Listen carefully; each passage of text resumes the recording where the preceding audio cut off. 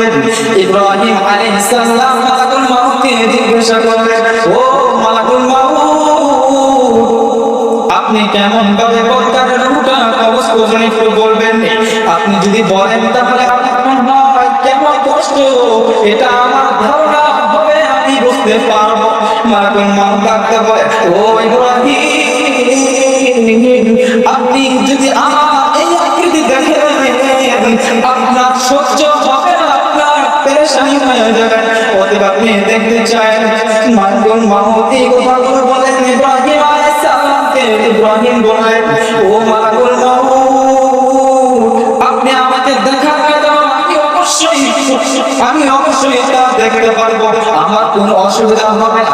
মালাকুল মাউত অল্প সময়ের জন্য বললেন, ও ইব্রাহিম, তুমি করে তাকাও অন্যদিকে, আমি আকৃতি ধারণ করবো। মালাকুল মাউত এমন আকৃতি ধারণ করলেন, তার চক্ষু দিয়া আপনার ফুলকিগুলো করতেছিল, তার রঙগুলো এত বড় বড় ধারণ, তার রঙের দিয়ে ওই রঙগুলোর ভিতর দিয়ে আপনার ফুলকিগুলো বের হচ্ছে, তার নাকের মুখের নিঃশ্বাস দিয়ে আপনার তার বের হচ্ছে, তার মাথার চুলগুলো পা পর্যন্ত লম্বা লম্বা, তার দাঁতগুলো দুনিয়ার মহিষ, দুনিয়ার যে বড় সিংহ এত বড় তার শরীরের কালারটা হয় দুনিয়ার নৌকার তলে যে আল কাতরা হয়, এমন আল কাতরার থেকেও দ্বিগুণ কালো রক্তের মতো।